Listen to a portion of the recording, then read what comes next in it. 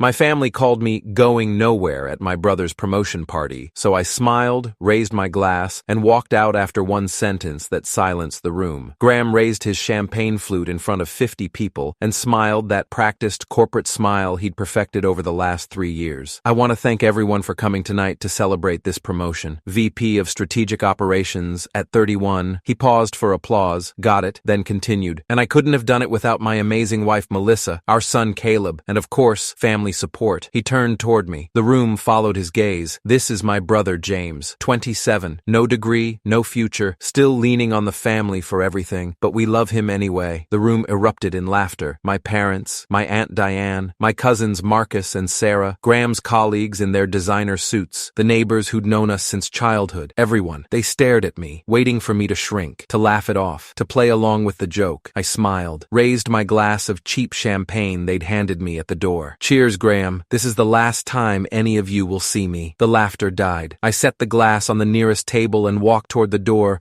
while 50 pairs of eyes burned into my back. Jamie, wait! My mother's voice, uncertain now. I didn't turn around, just kept walking through that massive suburban house Graham had bought in Cherry Hill, New Jersey, the house with the cathedral ceilings and the marble countertops and the 3-car garage that screamed success. Out into the October cold, down the perfect driveway, into my 12-year-old Honda Civic with the rusted bumper and the check engine light that never went off. I drove away from my brother's promotion party while my phone started buzzing with texts I'd never answer. What none of them knew was the history that brought me to that moment, the history Graham had rewritten, the sacrifices he'd erased, the truth he'd buried under his perfect corporate success story. 4 years earlier, I'd been a junior at Rutgers studying graphic design with a 3.7 GPA and a portfolio that had professors telling me I could work anywhere. Adobe had shortlisted me for a summer internship. I was 22, and everything felt possible. Then my father collapsed at the office. Cardiac event. Not quite a heart attack, but close enough that the doctors put him on mandatory rest for 6 months. No stress, no work, complete recovery mode. The family accounting firm, Richardson and Associates, 40 years in business, started hemorrhaging clients immediately. My father was the face of the company. His partner, Mr. Chen, tried to hold things together, but clients wanted the personal touch, the reassurance, the relationships my father had spent decades building. Within 3 weeks, revenue dropped 60%. The bills didn't stop. Mortgage on the house, Graham's MBA tuition at Wharton, medical expenses insurance didn't cover, business overhead that kept draining the accounts. I came home for what was supposed to be a weekend visit and found my mother crying at the kitchen table at 2 a.m, spreadsheets covering every surface. We're going to lose everything, she whispered. The house, the business, Graham's education. What do you need? I asked. She looked up at me with these desperate, drowning eyes. Just 1 semester. If you could take a semester off, help at the office, we could stabilize things, just until your father recovers. I called Rutgers the next morning and filed for a leave of absence. Adobe sent a polite email declining my internship application due to my unavailability. 1 semester became 2. The clients came back slowly, too slowly. Mr. Chen decided to retire, which meant buying out his share of the partnership with money we didn't have. I worked 3 jobs. Morning barista at the Starbucks on Route 70, opening shift 4:30 a.m., making lattes for commuters while my hands burned from the steam wands. Afternoon retail at the Gap in the Cherry Hill Mall, folding jeans, smiling at customers who looked through me like I was furniture. Night shift at the Moonlight Diner, 10 p.m. to 2 a.m., serving coffee to truckers and insomniacs while my feet screamed in my cheap work shoes. I slept from 3 to 8:30, 5.5 hours every day. While I poured coffee for exhausted truck drivers at 1:30 in the morning, I watched Graham's Instagram stories from Wharton, study groups at upscale cafes, networking events with industry leaders, spring break in Cancun with his classmates. My parents told me they hadn't forgotten. They'd help me return to school once things stabilized. We just needed to get through this rough patch. Graham graduated with his MBA with honors on a sunny May afternoon. I watched via live stream during my break at the Gap, my phone propped against a register while I ate a protein bar that tasted like cardboard. He got a job 3 weeks later, Vertex Consulting Group in Manhattan. Base salary $95,000 plus bonus. He moved into a studio in the financial district that cost more per month than I made at all 3 jobs combined. For 2 years after that, I lived in a studio apartment in Camden, the cheap side, where car alarms went off every night, and my downstairs neighbor dealt something I tried not to think about. I'd saved enough to quit the night shift at the diner, kept the morning Starbucks gig for rent money, and spent every other waking hour teaching myself advanced design software, Photoshop, Photoshop, Illustrator, After Effects, Cinema 4D. I watched tutorials on YouTube until my eyes burned, built portfolios from fictional projects, took freelance gigs on Upwork for $50 logo designs. My mother called it playing on the computer. My father asked when I'd get a real job and stop wasting my potential. Graham barely acknowledged what I did at all. When we had family dinners, less frequent now that he was busy with his corporate fast track, he'd talk about his latest client presentation, his team's quarterly targets, his upcoming promotion track. Then someone would ask what I was up to, and I'd mention a freelance project, and the conversation would move on before I finished the sentence. 3 months before Graham's promotion party, he called me. Unusual enough that I actually answered. Jamie, hey, I need a favor. What kind of favor? I'm pitching a major client next week. Healthcare company, huge account. I need some presentation materials designed. Nothing complicated, just slides with visual impact. The firm's regular designer is backed up. Could you help me out? I'll pay you. I should have said no. Should have told him to find someone else. Should have remembered that Graham never did favors without expecting 3 back. But he was my brother. And maybe somewhere deep down, I thought if I helped him, he'd finally see me as something other than the family disappointment. I spent 40 hours on those slides, created custom graphics, animated transitions, built an entire visual language around their healthcare innovation pitch. It was some of my best work, clean, professional, emotionally resonant. Graham sent me $500 via Venmo with the note, "Thanks bro, you're a lifesaver." I found out 2 months later what that work had really cost me. After I walked out of Graham's promotion party, I drove to my apartment in a blur, hands shaking, vision fuzzy, that specific kind of rage that makes your whole body feel like it's vibrating. I'd known Graham was cruel, known he was selfish, known he'd rewritten history to make himself the hero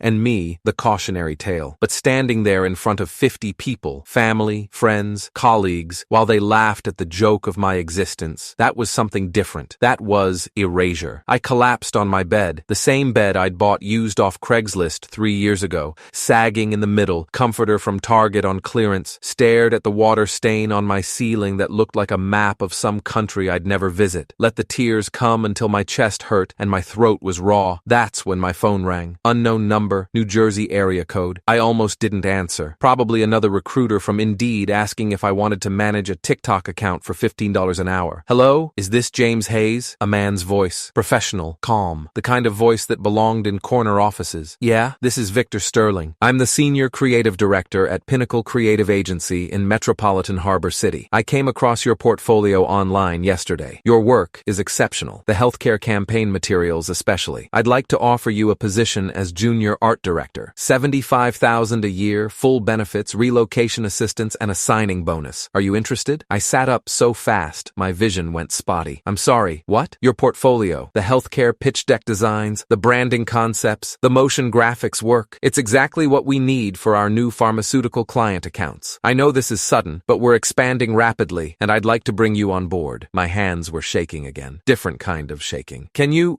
send me something in writing so I know this is real? Already done. Check your email. You should have 3 messages from me. The formal offer letter, benefits package, and our company overview. I need an answer by this Friday. We'd want you to start in 3 weeks if you accept. I pulled up my email on my laptop with trembling fingers. 3 messages from Victor.Sterling, pinnaclecreative.com with Pinnacle's official letterhead. Everything looked legitimate. The salary, the benefits, the job description that read like someone had written it specifically for me. Mr. Sterling, Victor please. Victor, how did you find my portfolio? I've been following your Behance account for about 6 months. You're talented, James. Really talented. The industry needs people who understand both the technical execution and the emotional storytelling. That's rare. I was crying again. Different tears.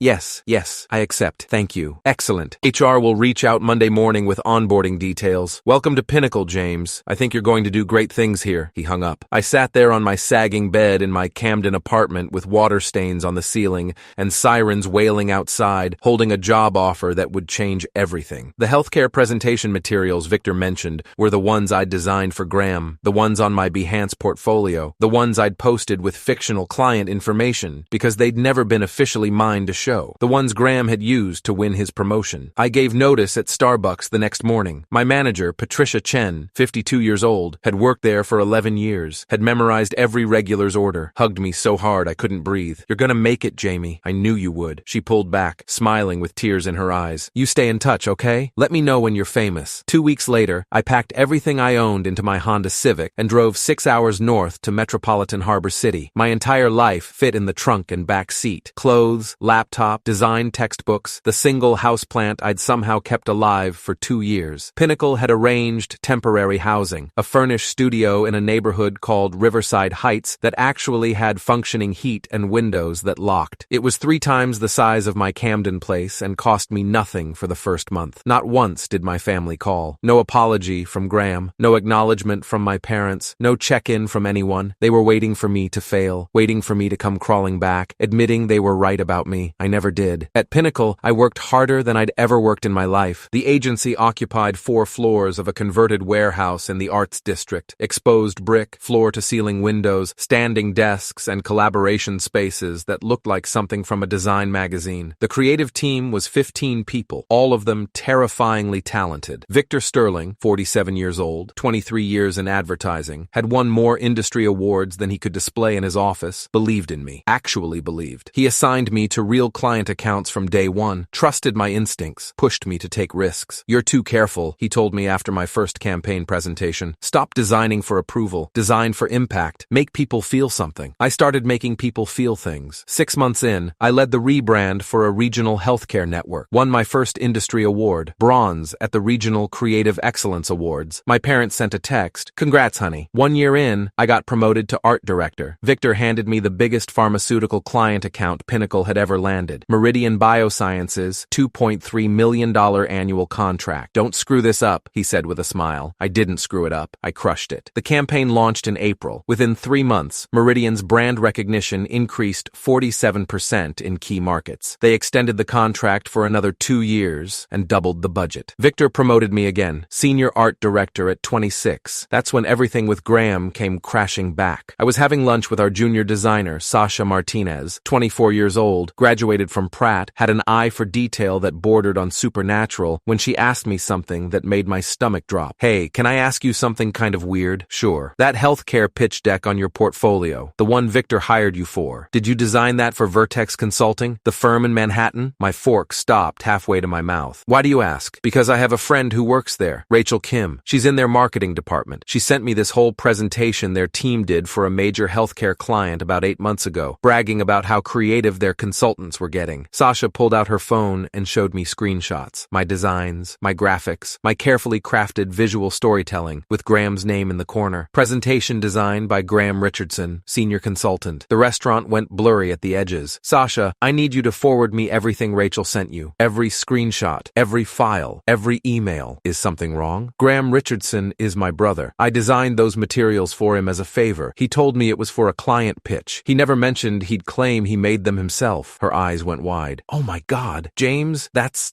plagiarism. That's fraud. He used your work to get promoted? I need to see everything, please." She forwarded me 17 emails over the next hour, screenshots of the full presentation, internal Vertex documents praising Graham's creative initiative, an innovative approach to client materials, a performance review that specifically cited exceptional visual communication skills. I called my friend Derek Walsh, 34 years old, intellectual property attorney at Monroe & Associates, had helped me set up my freelance LLC 2 years ago. "Derek, I need advice. My brother stole my design work and used it to advance his career. I have documentation. What can I do?" "Send me everything. Every email, every file, every piece of proof that you're the original creator, timestamps, work files, communication logs, everything." I sent it all. Derek called back 3 hours later. "James, you have an incredibly strong case. The file metadata proves you created the original designs. His submission to Vertex came 17 days after you delivered the finals to him. This is textbook intellectual property theft and fraud. What are my options?" "You could pursue legal action against your brother directly, but that's messy and expensive. Better option? Send a cease and desist letter to Vertex's legal department, CC their HR department, and let them handle the internal investigation. Companies don't like employees who commit fraud. It opens them up to liability. Will that work? It'll definitely get their attention. And James, you might want to prepare yourself for this to get ugly." I didn't send the letter. Not yet. Because the same week Sasha showed me the proof,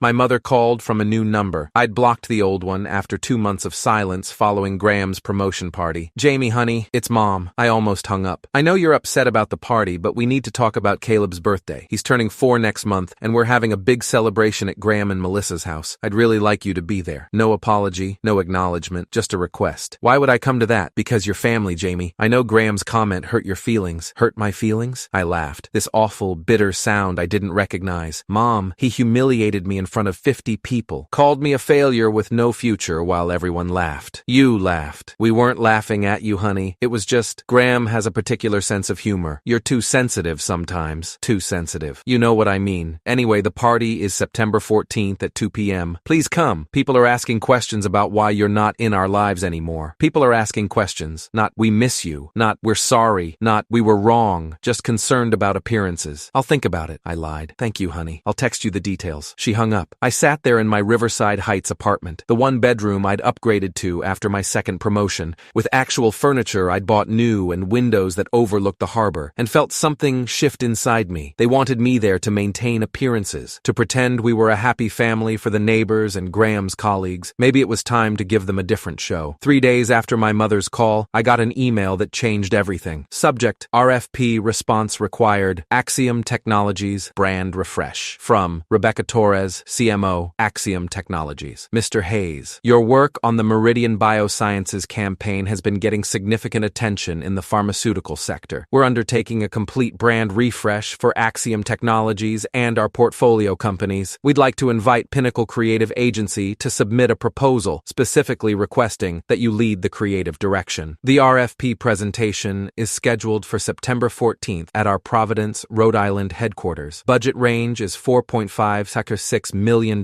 for initial rollout. Please confirm your availability. September 14th, the same day as Caleb's birthday party. I confirmed my availability within 30 minutes. Victor assembled our pitch team immediately. 5 people, me as creative director, Sasha as lead designer, Marcus Wong as copywriter, Jennifer Blake as strategy lead, and Victor himself overseeing. We had 3 weeks to create a complete brand refresh proposal for a $50 million healthcare technology company. I worked 90-hour weeks, barely slept, lived on coffee and the kind of focused intensity that comes from knowing this could define your career. The presentation grew into something extraordinary, a complete visual language, a messaging framework that balanced innovation with trustworthiness, motion graphics that told Axiom's story better than any corporate video could. On September 13th, the night before the presentation and Caleb's party, my mother called again. Jamie, I haven't heard from you about tomorrow. You're coming, right? I can't. I have a work presentation in Providence. Cancel it. This is your nephew's birthday. I can't cancel a $5 million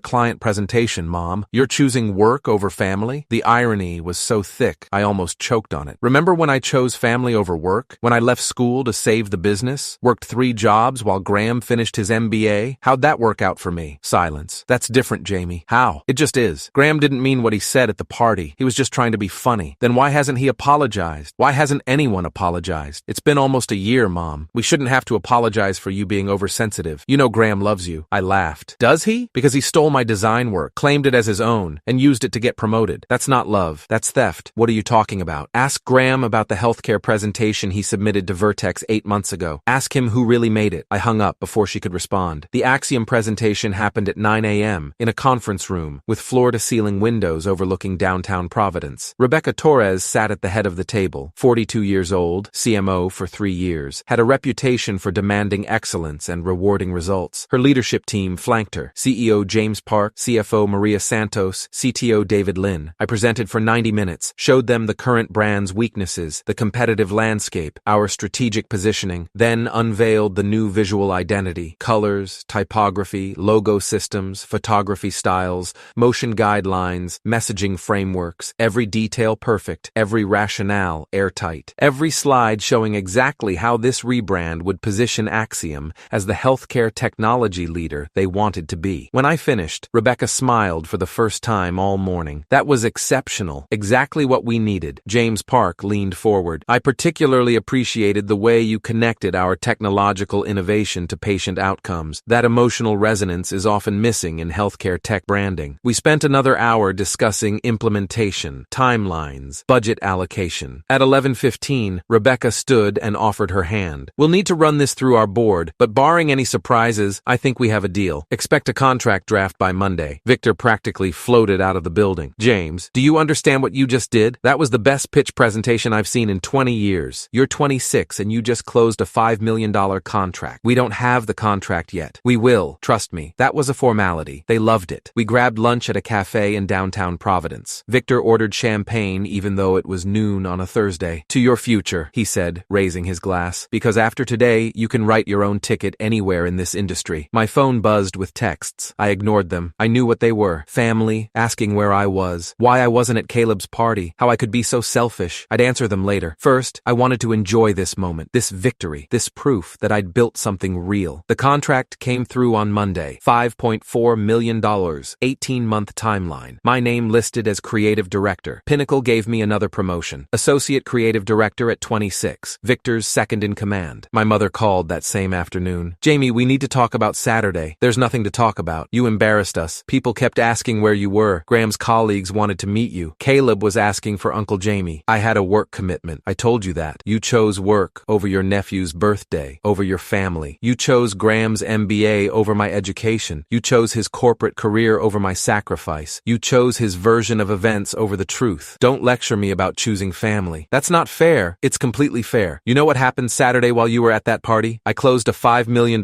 contract. I got promoted. I won the kind of career opportunity people spend decades chasing. And you're calling to make me feel guilty for not showing up to pretend we're a happy family. We are a happy family. No, Mom. You're a family that looks happy in photos. That's not the same thing. I hung up. An hour later, my mother called again. I let it go to voicemail. Jamie, please, come to the house this weekend. Just dinner. Let's talk this through like adults. Graham wants to apologize. Your father wants to see you. Please, honey. Family is important. Graham wants to apologize. 10 months after he humiliated me. After I'd rebuilt my entire life. After I'd proven myself in ways none of them had bothered to acknowledge. Now he wanted to apologize. I called Derek Walsh. Send the letter to Vertex Legal, HR, and their executive leadership. Include every piece of evidence. Let them deal with it. You're sure? I'm sure. The cease and desist letter went out on Wednesday morning, October 2nd. By Wednesday afternoon, Graham's entire life started unraveling. Vertex's legal department opened an immediate investigation, pulled the original files from their servers, compared metadata, interviewed everyone who'd worked with Graham on the healthcare pitch. The evidence was undeniable. Graham had submitted my work as his own, had accepted praise, bonuses, and a promotion based on fraud. Vertex fired him on Thursday, October 3rd, effective immediately. Security escorted him out of the building with a banker's box of personal items while his colleagues watched. His wife Melissa called me that night, screaming, "You destroyed his career! He has a family! We have a mortgage! How could you do this?" He stole my work, Melissa. He committed fraud. I gave him a chance to make this right, and he never did. You're vindictive and petty, and you've always been jealous of him. I'm protecting my intellectual property. If Graham wanted to keep his job, he shouldn't have built his career on stolen work. She hung up. My mother called 10 minutes later. Jamie, what did you do? I defended myself. Graham lost his job. They're going to lose the house. Melissa is talking about leaving him. You destroyed your brother's life. He destroyed his own life when he chose to steal from me. It was just some designs. You should have let it go. If it was just some designs, he wouldn't have been fired. Vertex's legal department disagreed with your assessment. You're tearing this family apart. Graham did that when he stood in front of 50 people and called me a failure. I'm just making sure everyone knows the truth. I hung up. 3 days later, my father called. First time I'd heard his voice in almost a year. Son, I need you to fix this. Fix what? Graham's situation. Call Vertex. Withdraw the complaint. Tell them it was a misunderstanding. It wasn't a misunderstanding. It was theft. He's your brother. And I'm your son. Where were you when he humiliated me? When he stole my work? When I worked 3 jobs to save your business? That's different. How? How is it different? I gave up my education for this family. I worked myself into exhaustion. And the moment I wasn't useful anymore, you all decided I was the failure, the cautionary tale, the disappointment. We never thought. Yes, you did. You all did. And now that I've proven you wrong, now that I've built a successful career, you want me to sacrifice again, to let Graham off the hook, to put family first. Please, Jamie, where was family first when I needed it? I hung up. 2 weeks after Graham's termination, my mother called one final time. Please come to dinner this weekend, please. I'm begging you, just once. Let us explain. Something in her voice made me pause. Not anger, not manipulation, desperation. Why? Because I made a mistake, Jamie. We all did, and I need you to hear that from us. In person, please. I thought about saying no, about blocking the number, about moving forward and leaving them all behind. But I'd spent 4 years carrying their weight, and 10 months proving I didn't need their approval. Maybe it was time to hear them admit it. I'll come Sunday at 6, but I'm not staying long. Thank you, honey. Thank you. I showed up Sunday evening to Graham and Melissa's house in Cherry Hill, the same house where he'd humiliated me, though it looked different now. No cars in the driveway, no party decorations, just my parents' sedan and my aunt's SUV. My mother answered the door. She'd aged in the last year, more gray hair, more lines around her eyes. Jamie, come in. The house was quiet. No music, no celebration, just family sitting awkwardly in the living room. My parents, my Aunt Diane, my cousins Marcus and Sarah, and Graham, sitting on the couch, looking like he'd aged 5 years in 2 weeks. Dark circles under his eyes, rumpled clothes, none of the polished corporate confidence. Jamie, he said quietly, thanks for coming. I sat in the chair farthest from everyone, didn't take off my jacket. You have something you want to say? Graham looked at his hands. I'm sorry. For everything. The party, the work you did for me, taking credit for your designs, all of it. Okay. I was jealous of you, your talent, your creativity. I worked so hard to climb the corporate ladder and you just created things, made things that mattered. I wanted that so badly and I couldn't do it. So when you helped me, I thought maybe I could pretend. You got promoted because of my work. I know, and I lost everything because of it. Melissa's filing for divorce. We're selling the house. My career is ruined. No consulting firm will touch me after this. I have nothing. He looked up at me with red-rimmed eyes. I deserve that. I know I deserve that. But I need you to know I'm sorry. Truly sorry. The room was silent. My mother spoke next. Jamie, we all owe you an apology. You sacrificed everything for this family, and we treated you like you'd failed us. That was wrong. Deeply wrong. You were never the failure. We were. My father cleared his throat. I should have protected you at that party. Should have stood up for you. Should have acknowledged everything you gave up for us. I'm sorry, son. I sat there listening to their apologies and felt nothing. Not anger. Not satisfaction. Not relief. Just a distant kind of sadness for time we could never get back. I appreciate the apologies, I said finally. I do. But they don't change what happened. They don't give me back my education or my 20s or the years I spent thinking I wasn't good enough. We know, my mother whispered. We know. I stood up. Graham, I hope you figure things out. I really do. But I'm not withdrawing the complaint. What you did was wrong, and there have to be consequences. I understand. I looked at my parents. I'll stay in touch. Maybe we can rebuild something eventually, but it's going to take time. A lot of time. My mother nodded, tears streaming down her face. I walked toward the door. Jamie? Graham's voice stopped me. I turned. For what it's worth, I saw your Axiom campaign launch announcement. The one Pinnacle posted on LinkedIn. You won. You really made it. I'm proud of you. Thanks, I said. I wish that mattered more. I left.